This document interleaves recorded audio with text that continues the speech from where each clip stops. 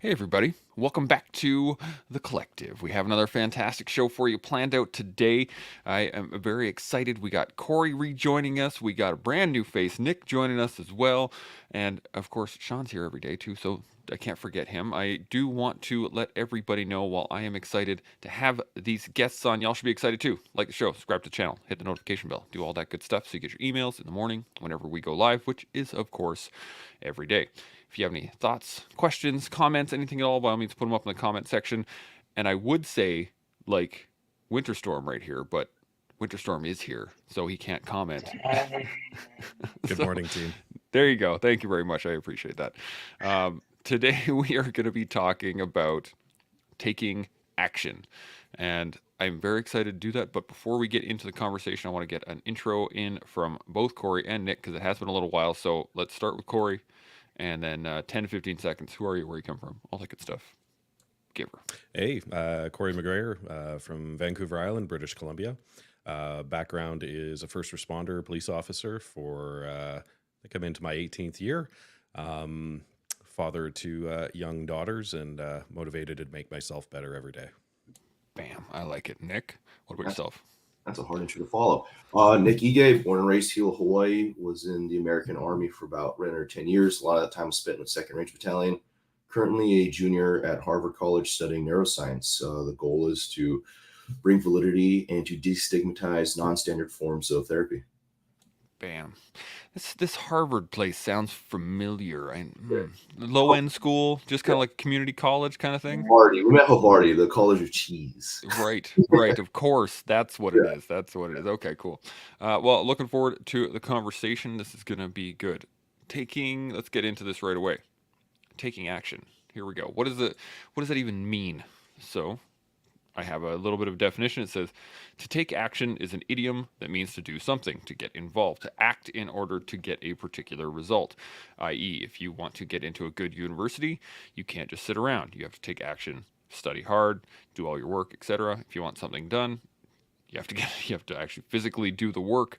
And if you're going to take action in the community, usually starts with yourself. So when I state or talk about taking action, what are your first thoughts? Nick, I'm going to throw you on the fire. Yeah.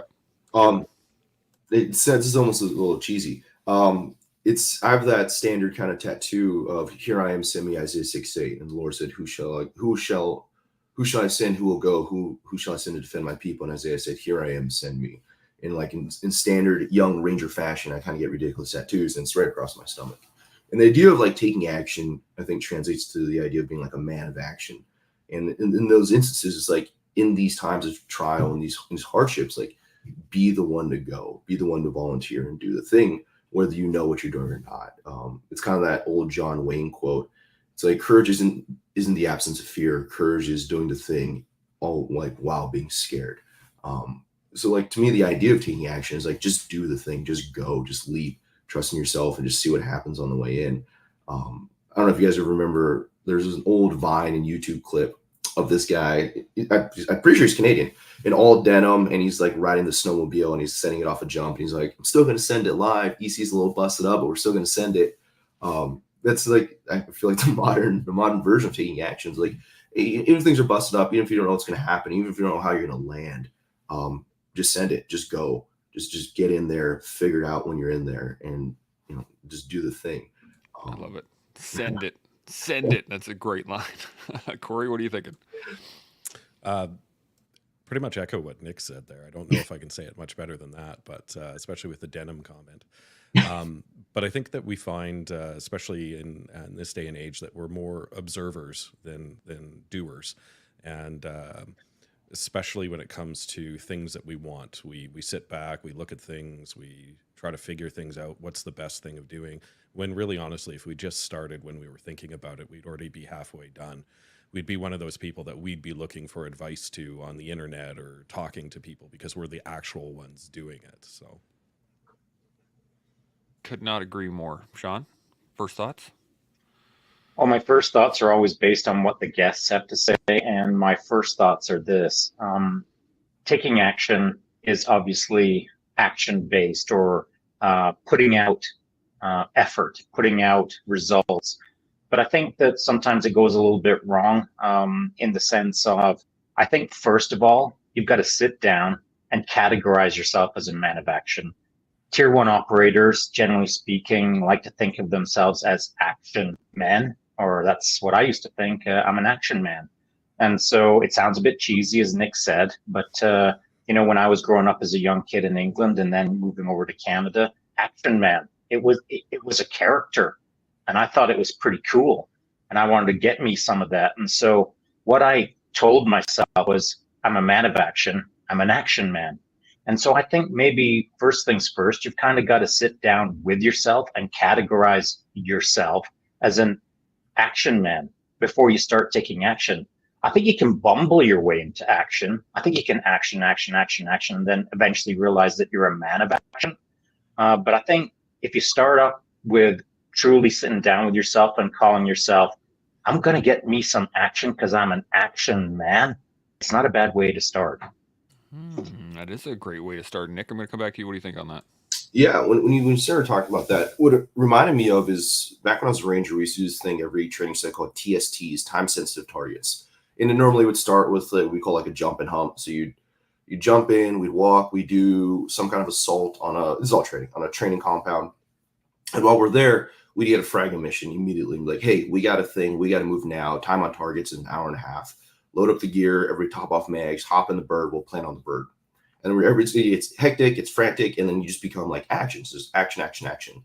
And the idea is like, you don't just jump into the bird and go assault a random target without planning it out. Like Shaun says, there does need to be some planning. So everybody piles in the bird, we hop on as we're flying, we pull out the map, we pull out our whatever we need, and then we start planning there and come up with an 80% solution. And that's involved with the action. I think the idea of kind of Shaun's things, like the action man thing is like, yeah, go out, take the action, do the thing. You can bumble your way through the action, but a lot, like part of doing the action, part of sending it live or what have you, is through that you have to be very intentional and very actionable about setting up the plan. You can't just like jump in and start swinging. Like as you jump in, you're like, okay, like who am I fighting? What am I fighting? What should my plan of attack be as we're doing the action? I feel like I kind of made it 100% just start swinging, where you should probably take a slight assessment, the 80% solution while you're swinging. That makes sense. Yeah, I was just thinking to myself how hilarious that would be for any military unit to just, sure, let's go. With no thought, no planning. Just, yeah, let's go. That'll be fine. Corey, you got any additional thoughts? A little bit to touch base on what Nick was saying. It might sound a little counter to what he was saying, but one of the things that we find is when we get new recruits, new people in the field, is the biggest step that we have between being Joe citizen and somebody who's supposed to take action is actually taking action. So you'll see them standing there not sure what to do. They know what they're supposed to do, but they're not doing it. And it's like, look, at the end of the day, I don't care if you make not a bad decision, but I don't care if it's not the 100% correct decision, but take action, jump in, do something. Don't stand there and observe. That's not your job anymore. You need to be involved. And if you're doing that, then you can learn, adapt, and overcome as you're doing it. But you need to step up. You need to take action. And we don't always have the ability to plan everything out when stuff is going wrong. But don't sit there waiting for the best opportunity to do something. Just take action, do something, and figure it out as you go. I like it. Shaun, any additional points? Just to play off of what Nick was saying, I kind of am putting myself not in his shoes, but in my shoes in that plane, coming up with a plan. And one of the great things about when you're in that moment, when you're in the chaos, but planning within the chaos for the near future chaos, I kind of dig it, man, because it gets you wired, it gets you primed, it gets you in the game. And I like that. So, when everything's going a little crazy and somebody's handing you a vomit bag as you're giving your orders, man, it's game on. And I like that, man. And so I think that maybe that's what's missing a little bit in society nowadays is that idea that I'm a man of action and I'm getting primed for my action by either being surrounded by my friends or by my companions or by my bro-emos or by my girl or whatever the case is. Stepping into that intermediary phase of I'm an action man, I'm priming for the action, and here comes the action, it's that middle ground that is sometimes missing in society. So that's just what was bubbling through my head. Now, I'm wondering if there's a point where that bias for action can get you in trouble. So my thought is, we've all seen the movies, we've all seen the the trope of the new soldier that shows up as a replacement and is all like, I want to get some action, let's go get it, yeah. And then they immediately either get themselves killed or get somebody else killed. Because they don't have the experience to draw from in order to make it an effective use of that action itself. So I'm wondering what your guys' thoughts on is there a line there where, taking just maybe random action just won't help the situation, or if there is a line there at all. Nick, I'm gonna come back to you. What do you think? Yeah, no, I definitely agree with the idea that there's a line. What it made me think of, like off the top of my head, in the idea of like not trying to steal my own farts or anything like that. Back in 2017, I got nominated for what's called the Soldier's Medal. It's like the highest non-valor sword you can get, or it's the highest valor sword you can get in a non-combat environment. And I was driving with my ex at the time. We're on our way to go get some chicken wings. I went salmon fishing that morning, so I wanted to take these salmon over to my parents' house. My mom was gonna make like sashimi and sushi and do some Asian stuff with it. So I was like, hey, I'm hungry. Let's go get some chicken wings. On the way there, I was like, hey, babe, do you think that there's like a bunch of smoke there? Do you think there's a fire? And I was like, nah, it's fine. It's probably somebody just burning trash or something. We come around the corner of the Safeway and there's like this house on fire. I was like, oh my God. So I parked the truck, jumped out, ran to the door. I was like, hey, anybody in there? Like, yeah, we're in here. Help. Boot the door, run in and help get some people, get them out, get my chicken wings, went to my parents' house, right? And then I had to give a police report. So, all news doesn't get better with time. So Monday comes around. I let my platoon daddy know, like, hey, just so you know, this is what happened. I gave a police report. Everything's fine. Well, they ended up wanting to give me a soldier's medal for it, and I just pretty much just threw the paperwork away. And the idea is like, you don't get awards for doing your job, right? But at that time of my career, I was a sergeant in the 75th Ranger Regiment. I was a leader in a special operations capacity.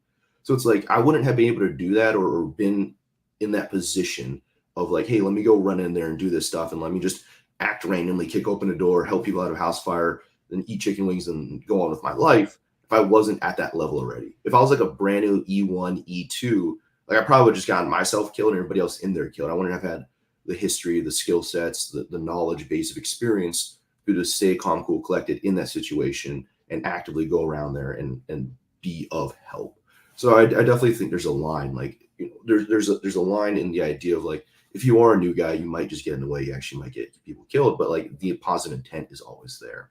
And when you translate into society, I think while they may not have the skill for it or they may not have the knowledge base for it, as long as the intent is there, then they can begin to get that knowledge base, and they can start small and then build their way up to getting where they need to be, where it just becomes action with experience. I like that. Nothing quite says Ranger like, I'm going to go help someone out of a fire and then eat chicken wings. That's fantastic. Corey, any thoughts on that? Yeah, the action tempered with experience to eliminate hesitation, I think, is probably the biggest thing. Act within your scope and your means, but don't wait for somebody else with a higher level of scope and means to step in before you do. I like it. Shaun, any thoughts?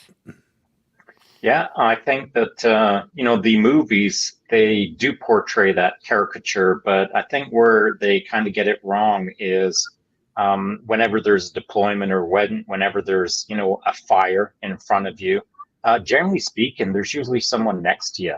And that someone next to you is probably been in the game a little bit longer. And even if they haven't been, even if they're only 2 weeks in themselves, well, between the two of you, now you've got 4 weeks of common sense.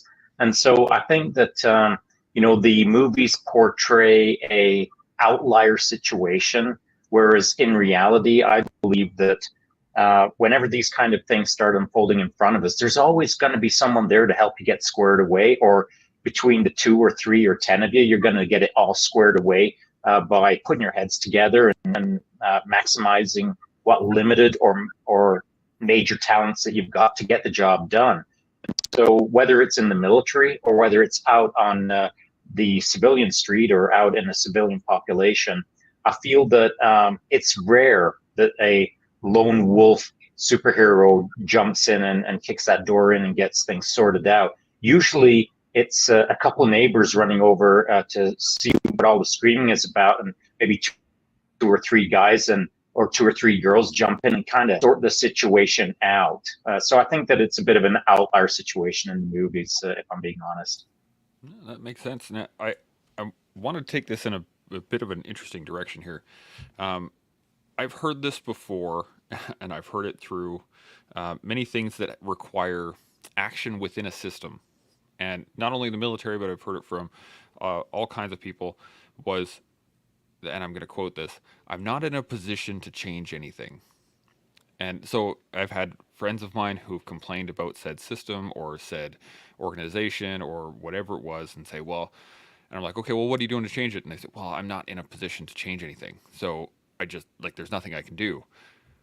And I never really believed that 100% of the time.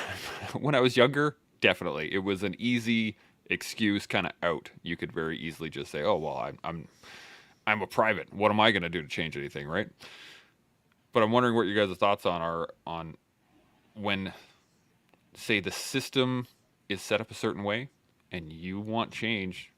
Is there a point where you're not in a position to change things, or is it a case of maybe you don't have enough experience to understand why the system is, or et cetera, et cetera? Corey, I'm going to start with you. What do you think what are your thoughts on being in a position to change things?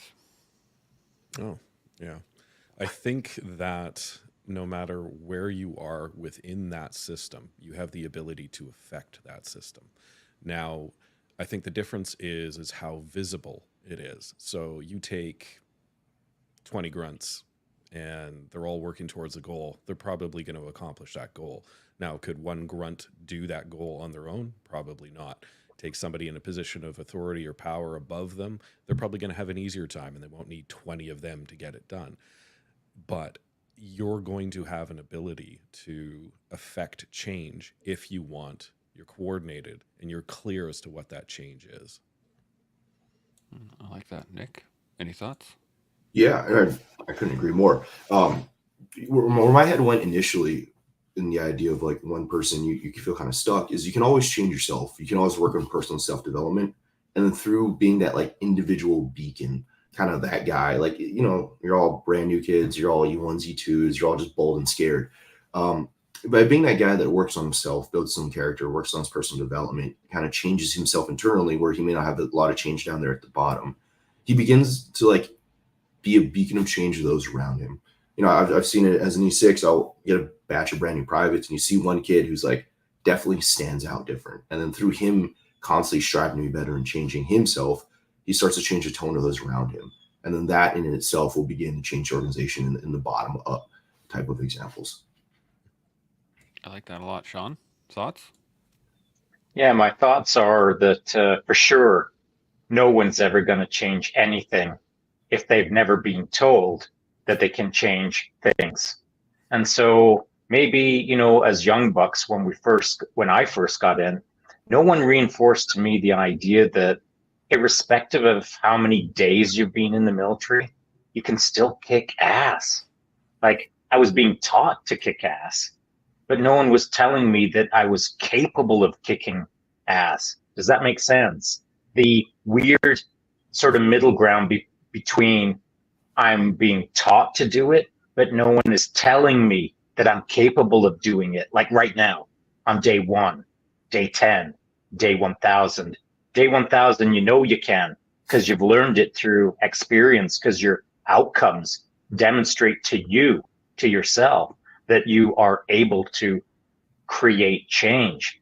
But in the early days, no one sits you down, holds your hand and says, you know what, you're going to be an agent of change by the end of this week. And because it's a bit of a weird conversation, maybe it's a little bit too kumbaya, but I think that that's basically what most people need to hear, is that irrespective of who you are, whatever socioeconomic strata, whatever education, whatever age, whatever background, whatever you want in your future, I think that everyone needs to hear it more than once, that you're more capable than you think of creating change. I like like that a lot. Now, Corey, got any additional thoughts on this? I have another realm to go to, but I want to hit you up again. Yeah, no, just to touch a little bit more further on what Shaun was saying, you don't have to be the bonfire, but you can be the spark. Ooh, nice. I like that a lot. Nick, you got any additional thoughts on that? I don't got anything to beat that, man. That belongs on a t-shirt. That was line, right? It should be on a t-shirt. Yeah, you start next and that hop into the next one after that.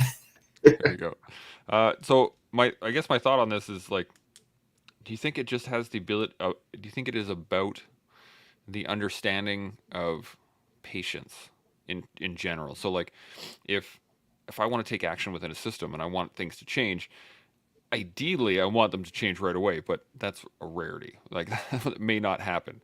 So I'm wondering, do you think that if it's a question of learning how to be patient within those situations, within developing, like, yeah, I'm here to kick ass, but it might take a year, or it might take 2 or 10 or 15, but I'm gonna make little adjustments?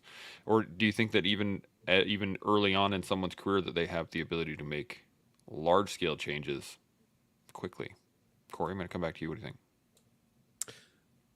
I think so. I think the issue that we have when we're new is any thought that I have, somebody else has already thought it, so there's no point in me bringing it up. Or it's stupid what I want. Something in an organization such as mine, uniforms are always an issue. Is there a way of doing it better? We don't like what we have, and I say, oh, I don't like the way this shirt feels. Well, maybe literally everybody else in the organization feels the same way, but nobody's spoken up about it. And maybe it just takes one person to say something, and it's a small thing for you, but ends up being a big thing for everybody else. But then the situation is while that might be your initial thought on how you want something to change, when you get involved in it, you see there's more to it, and it's specific to, is it a short-term change? Is it something that you just want for yourself, or is it a long-term change that's going to affect a lot of other people? There might be logistics there that you're not aware of until you get involved in trying to make that change. So be patient when you get there, but understand that the need for change is something that happens very quickly, tempered with patience afterwards in order to make it long-standing. Absolutely. Nick, thoughts? Yeah, I wish I had that when I was new. I laugh. It's like the idea of patience probably didn't settle into my late 20s, like 27, 28, until now. That's one of those virtues I really wish I'd thought about when I was younger in the military, my early career, of trying to enact change. And that probably would have done a lot better to my career. I was very much in what we were talking about earlier, like the action man. I just wanted to do things now. I didn't understand back then that there's like, hey, there's a precedence of things, and you can't always act everything right now. You might have to delay, put it off a little bit. You might have to develop these other things so that you can act that change. Kind of what Shaun was saying before, like if I was told younger that like, hey, you can make a change. Someone in my earlier career was like, hey man, be patient, and then you can make these other things happen.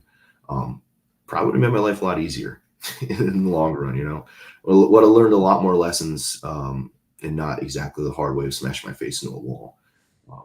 Yeah, I think it's one of those things that if anybody on here is younger, I very much encourage you to develop that. Yeah, I would also say don't run into a wall. Just as a thought. I mean, if you want to try it, by all means, go for it. But Shaun, you got any thoughts on this?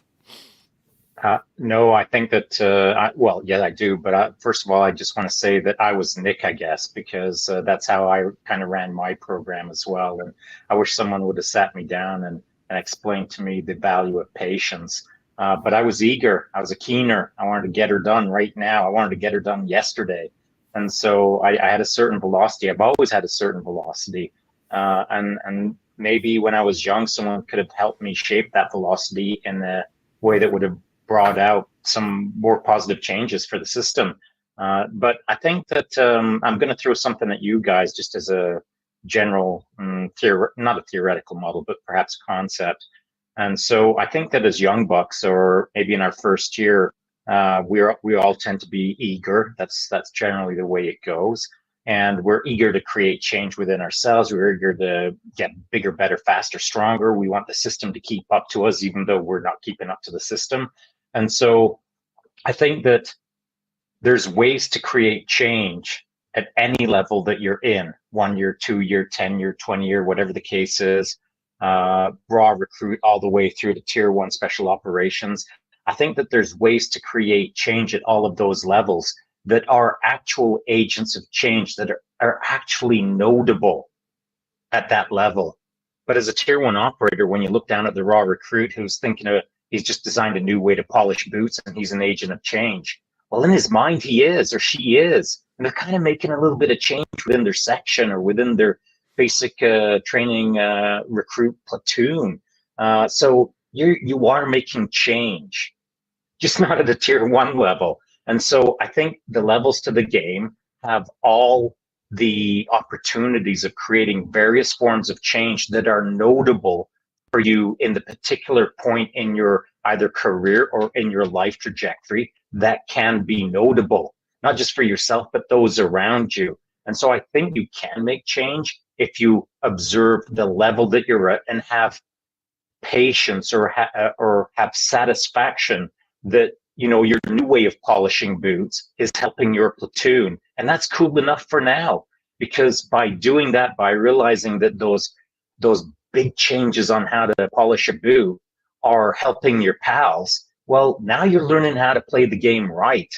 And as you bump up through the levels or bump up through experience over a timeline, once you start figuring out how to be an agent of change at the appropriate level within your peer group, plus or minus, well, now you're figuring it out. Now you're figuring out how to do it well. And so, you know, understand the level that you're at, understand that you can make change at that level.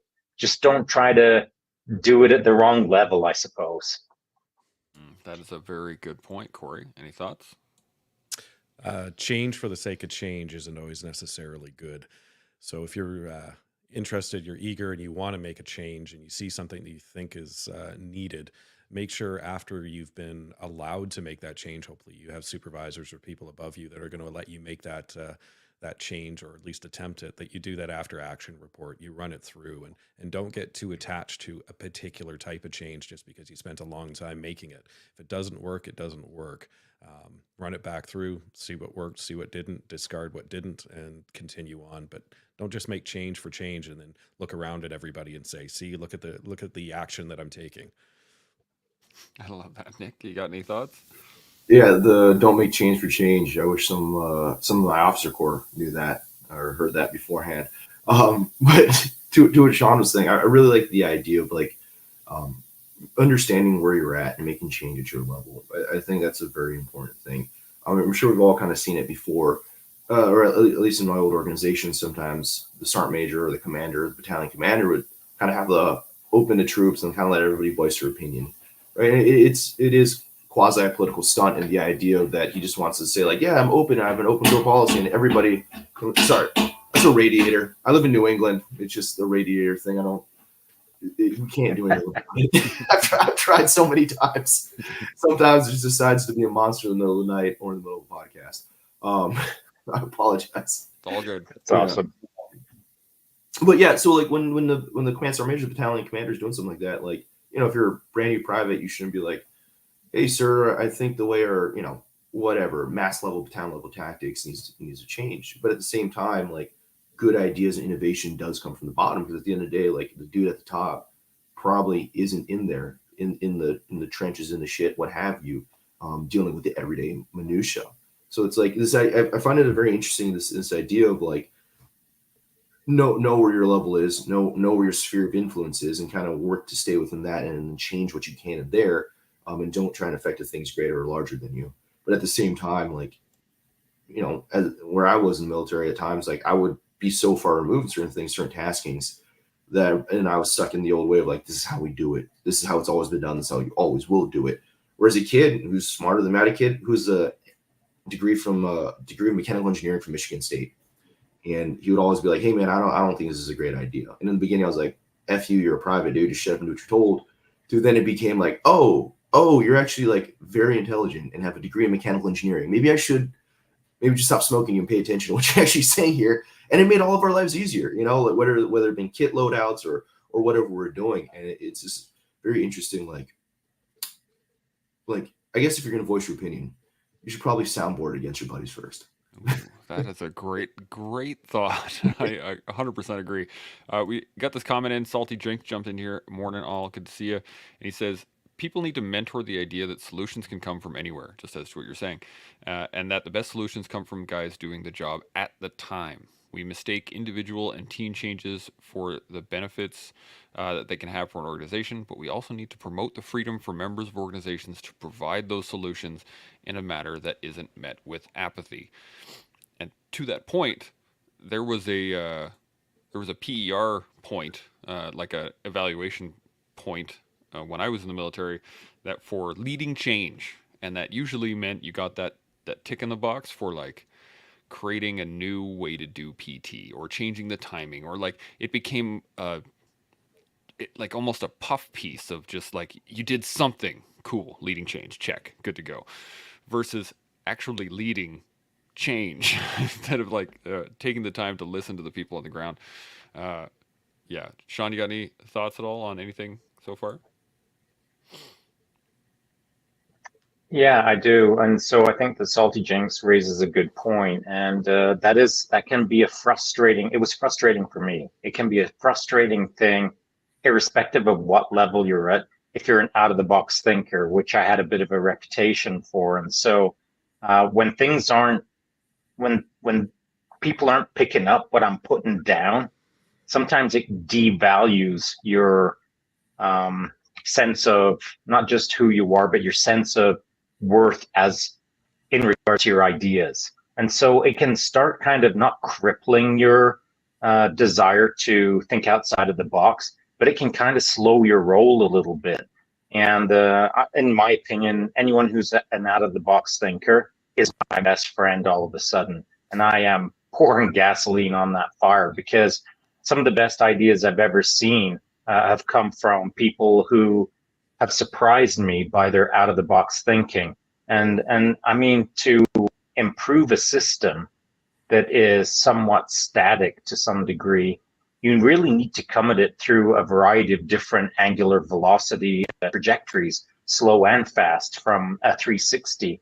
And I've always appreciated out of the box thinkers, but what I haven't appreciated is the pushback against out of the box thinking. So I'm not sure what you guys, what you have to say on that.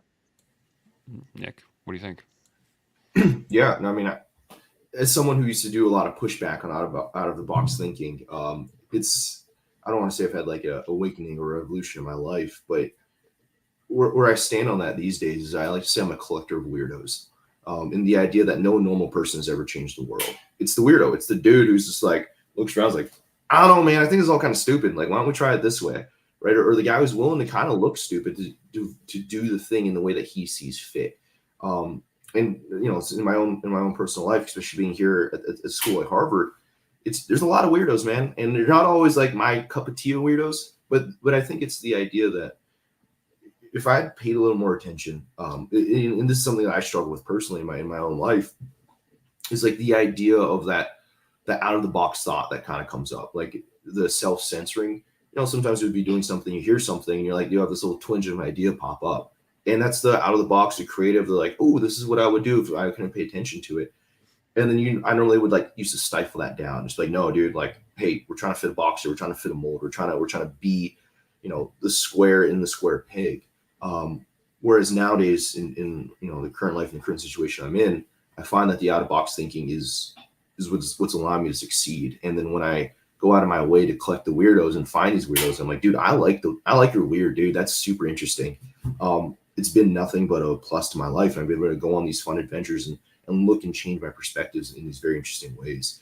I just think like the out of the box thinking is good. And I think a lot of people should spend their time trying to like surround themselves by people, or at least bring some of those people into their sphere and challenge yourself with, be like, hey man, if I didn't think it was weird, what would I do, or how would I think? And just kind of let it ride. That brings up a really excellent point. Basically, that's what the collective is. We got to surround ourselves with weird people. I like it. Corey, what are your thoughts on this? Touch a little bit further on what Nick was saying there. As a supervisor or somebody who's in a position of authority or has people reporting to them, I've found that the out of the box thinker, or the somebody who comes up, and says, hey, I noticed there's probably a better way of doing this, or I think that we should probably look at doing it this way. I know as a supervisor, sort of that first initial gut feeling is, ugh, no, you want to change this? No, it's working well for me. This is comfortable. Like we've looked at it, it's all good. And that's a horrible way of thinking just because it makes you uncomfortable or because things are going well right now. It doesn't mean they can't be better. So just because you're entertaining what this person has to say or even empowering them to try something out, like we're not changing it exactly without any experience of running it through your system, but I'm going to let you have some leeway. I'm going to let you experiment and try it and see if it's better. If it's better, we'll adopt it. If it's not, then we won't. But don't immediately think just because it works for you, it's going to work for everybody below you. That is a very good point. One of the things that I've struggled with through most of my life is that I find things that work, and then I'm good with that. Like I have not for a very long time had the ability to continually grow upon that. Once I find something that is effective, cool. It's like out of my mind. I can put it as a task that is just going to run on its own. This thing works. Don't need to look at it. Don't need to make it better. Don't need to engage it. It's good to go. But I think what we're trying to get at right now, at least, is that we should continually seek that. Or do you guys think that there's do you think there's a point where I wouldn't say stop thinking about it, but that it's become an autonomous system within your own head, like this works, I don't need to change it? Or do you think that there should be a continual evolution within those processes? Shaun, I'm going to start with you on this one. What do you think? Sure, I'm going to get to that in a sec. I just want to check the box up on something that Nick said, that maybe when he was a young man, he had more of I'm not going to say a rigid mindset, because I'm sure he had a growth mindset, but he probably had a more structured approach to things, where it was that square block in the square hole, and that's the way it's done. That's the way it's always been done. That's the way it always will be done. It's not a bad thing if you can use it as an opportunity to contextualize against out-of-the-box thinking. So if you can see your left of arc and then see your right of arc, now you've got a huge bandwidth to play with. That rigid approach versus that out-of-the-box thinking approach, now you've got a lot of battle space to play with. Mental battle space, emotional battle space, physical battle space, solution battle space. So I appreciate the fact that someone was in one direction and then moves to another direction. Now they've got a wide arc to play with. So it's never a bad thing if you kind of came up in the system that was quite rigid. Now you can go in the opposite direction and start playing like a freak. Well, now you've got a massive Rubik's Cube that you get to play with on the regular and see what kind of solutions you come up with. So the second thing is, I think that if we're an out-of-the-box thinker, if I'm an out-of-the-box thinker, and that's all I like to do, and how I typically approach things is I'll find a problem, or I'll create something, and then I'll make it effective and efficient enough that then I'll automate it into a subroutine autonomously that I don't have to concern myself with. It'll just do it while I'm working on the next iteration. And so it's not a bad thing to kind of lock into a program, think that works well for me, offload it into autonomy, and then get to work on the next iteration, which is bigger, better, faster, stronger. I'm a relentless pursuer of excellence. That means I'm always trying to level up in every freaking thing I do. How I drink water, how I make coffee, how I throw a ball, how I look at this, how I do that. It's not that I can't help myself. It's that my main program that I operate under is relentless pursuit of excellence. And it's not a bad thing if, as I create solutions, I offload them knowing that they work, and then get to work on the next iteration that works better. And so, there's many ways to skin a cat.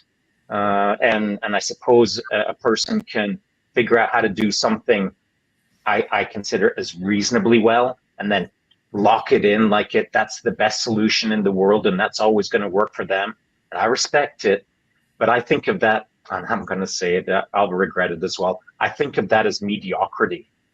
Because if your solution works, how will you ever know if you can do it better? How will you ever know if you can teach it better if you don't pursue the edges where you're either going to burn yourself or you're going to fail, or you'll shrug your shoulders and be regretful that you pushed a little bit harder, a little bit faster? I think you've got to bump into the edges, realize where they are, form a solution, lock it in, autonomize it, and then get to work on what's beyond the horizon, as it were.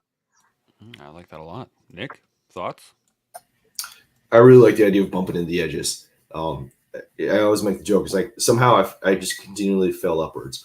It's like if you don't bump into the edges, you never figure it out. I feel like sorry, I just got wrapped around the idea of bumping around the edges, and just kind of, it makes me happy to hear. And the idea is like, if you're not, I don't want to use the word. If you're not continuously messing up, if you're not continuously trying to figure it out and push it left and right and see what's going on and auto-correcting and doing this pathway where it's not always linear, but you're just kind of zigzagging all over the place. Like, all right, this didn't work. Let's do this. Oh, that didn't work. Let's do this. That didn't work.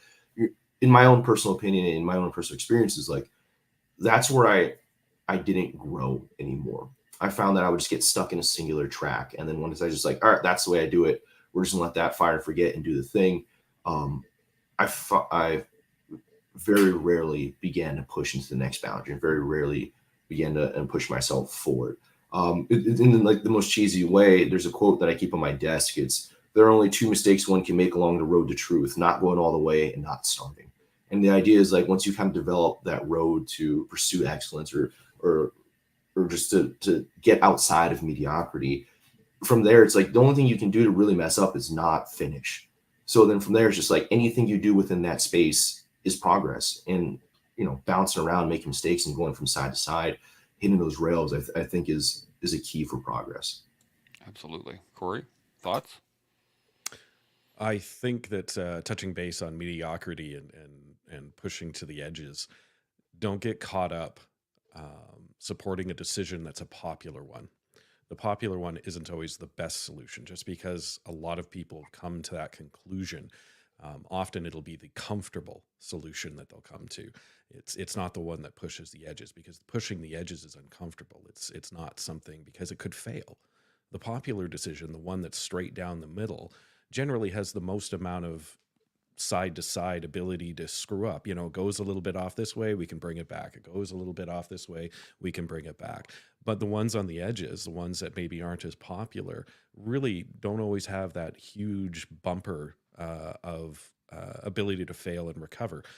But they're not necessarily going to be the worst. They might be the best. So be aware that just because the popular decision is out there and everybody supports it, you may need to go with that arc or the edge, and ultimately that's the best for everybody.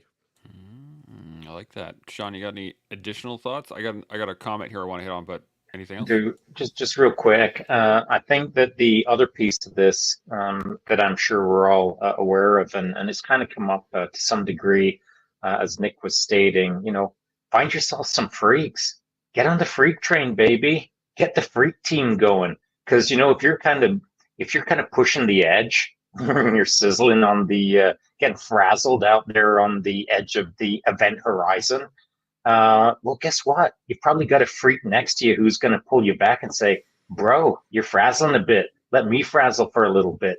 Get yourself a freak crew and go out and kick that ass. And amongst the freaks, you'll come up with a solution that's right for the moment. In fact, you'll come up with not just the solution that's right for the moment, you come up with the solution that's right for the future.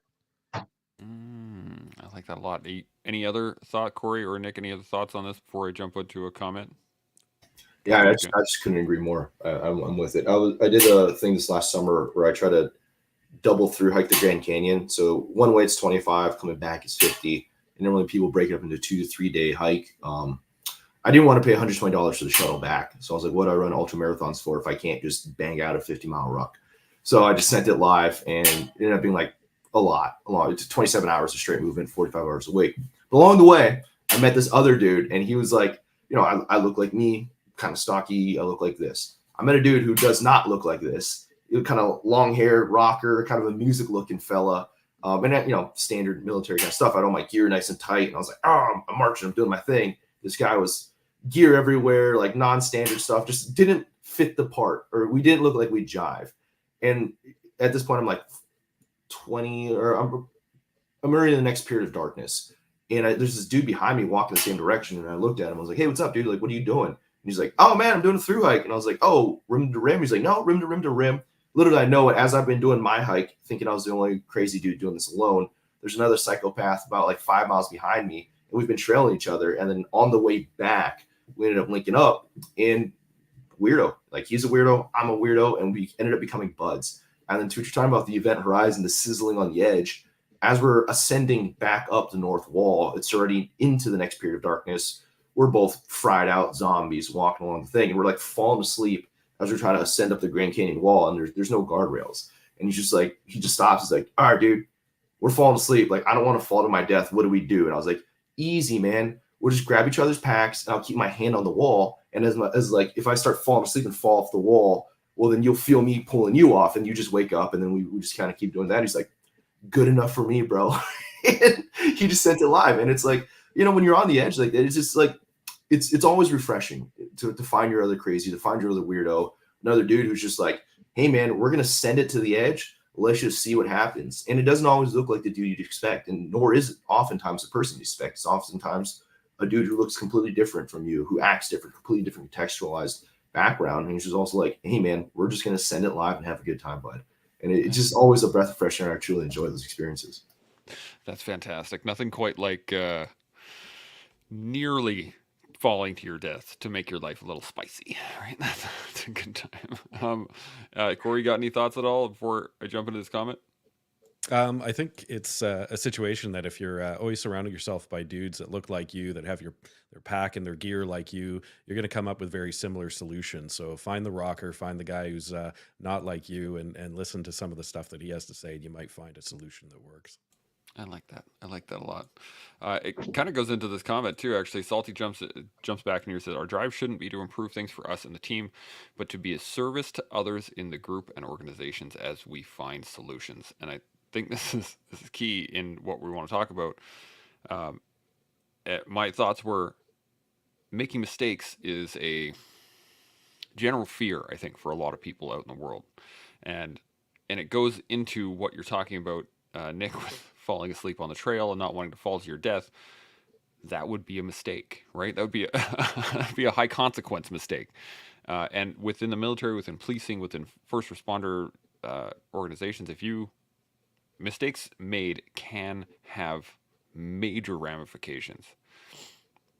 But I think that they're also critical in the development of those jobs and doing things better and doing things faster, being stronger, having more capability. When I look at the mental health crisis that is going on within North America and Europe, and I think a lot of it has to do with the fact that people are just so afraid of making a mistake, they're not willing to push those boundaries a little bit. So I'm wondering what your guys' thoughts are on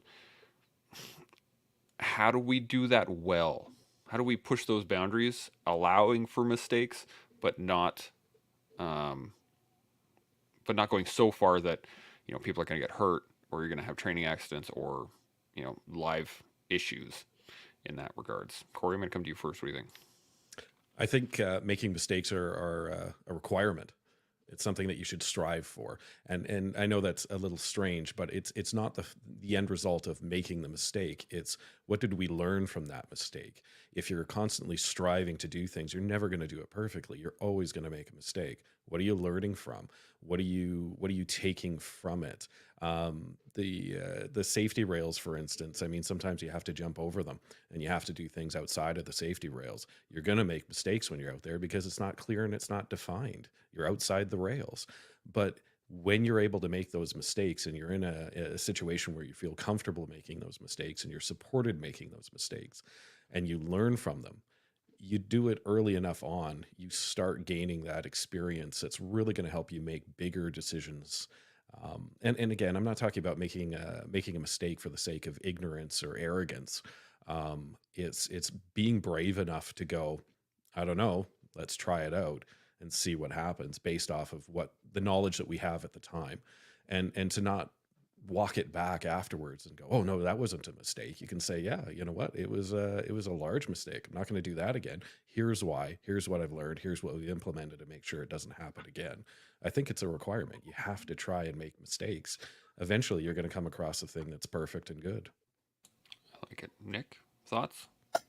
Yeah, I mean, I think I couldn't agree more with Corey. One of the things I really liked what he talked about was the environment. I think the downside of, not I don't want to say downside, the opposite end of making a mistake, not the right word. Like, oftentimes when you make mistakes, you feel stupid, and that is oftentimes what dudes are scared of, is feeling embarrassed and stupid in front of their friends, in front of their peers, and they don't want to be known as the guy who does the dumb thing, right? Like if you toss a banger into a room and you don't toss your arc right, it bounces back, lands in the hallway, you hit your whole team with a banger. For the rest of the training cycle, you're gonna be known as that guy, right? Like you're like, hey, Nick, make sure you don't bang your entire team, huh? You know, like every time you do something, right? It's embarrassing, but you from that you learn, like, okay, cool. I learned my arc. I learned that I did a bad toss, what have you, whatever it may be. But in a lot of other things, maybe not necessarily like, you know, throwing 9 bangers in a room or what have you, like a lot of dudes don't have or don't feel secure enough in their crew of friends and the people that surround them that they can make a mistake, be embarrassed. And then therefore they never actually try and push that boundary. And I think like feeling comfortable or finding an organization or changing the personality, I don't know personality, but changing the demeanor or the environment so that mistakes are made or accepted is a really big thing. We talk about that a lot in my old career.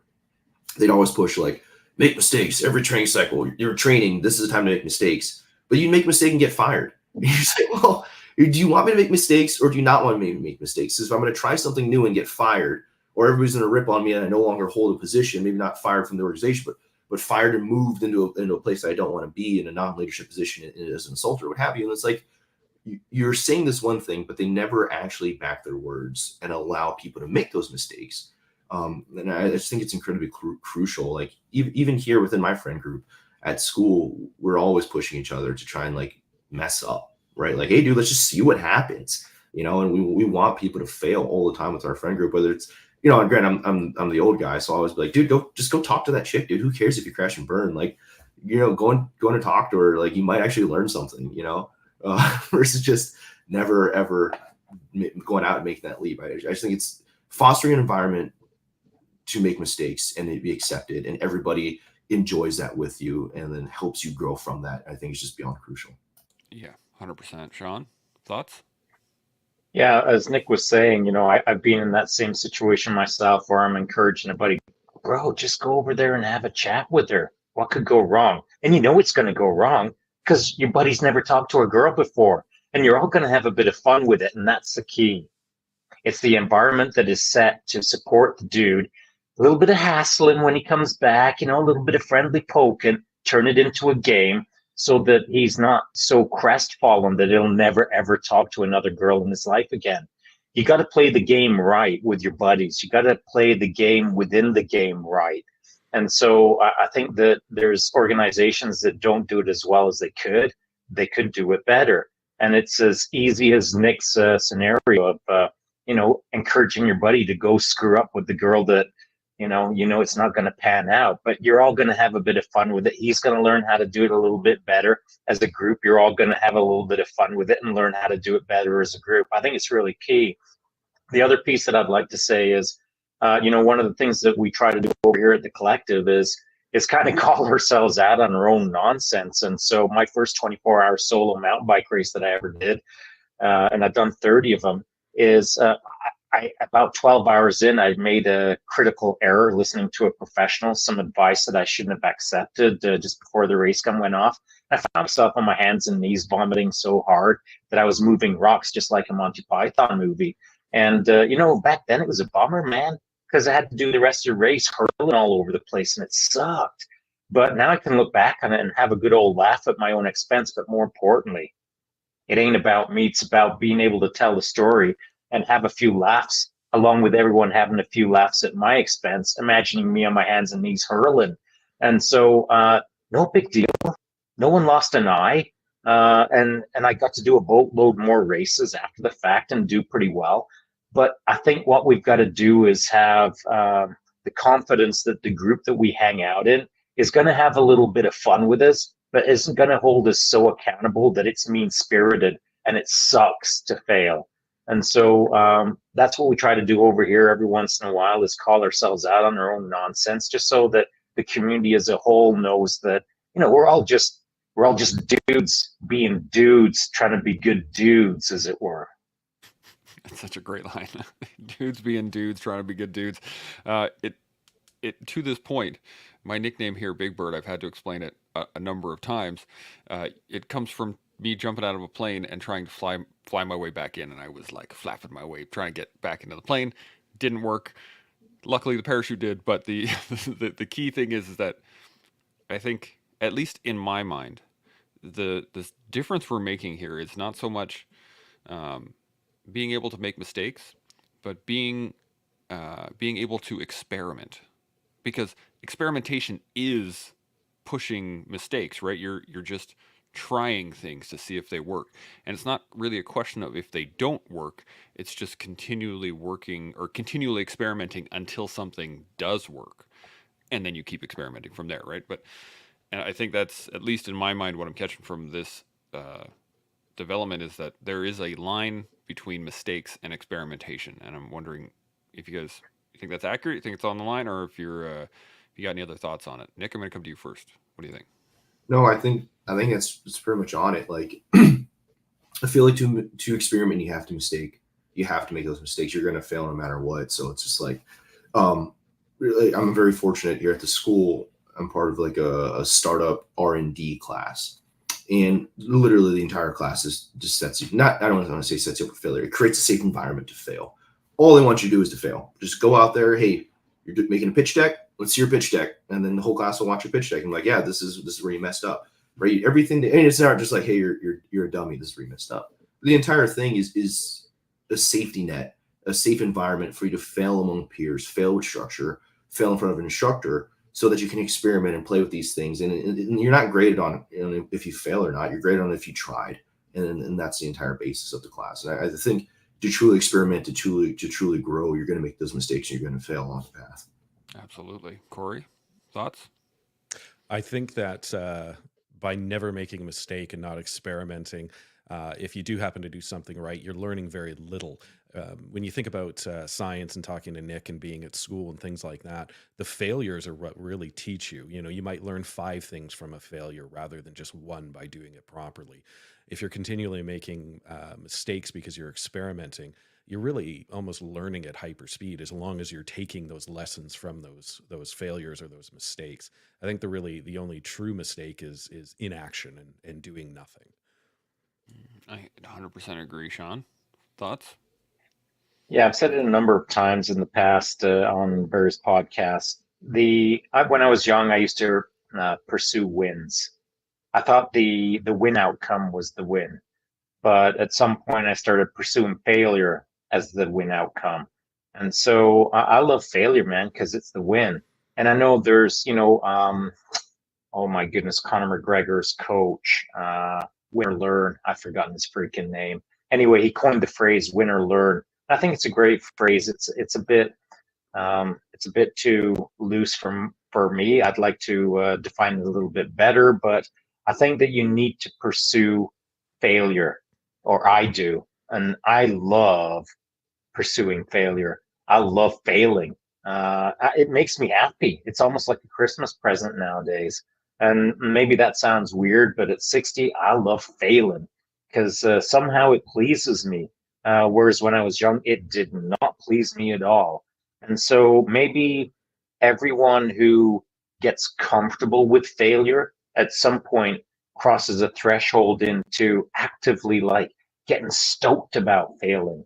So, within Nick's class, maybe everyone's comfortable with failing because the classroom has been set up as such.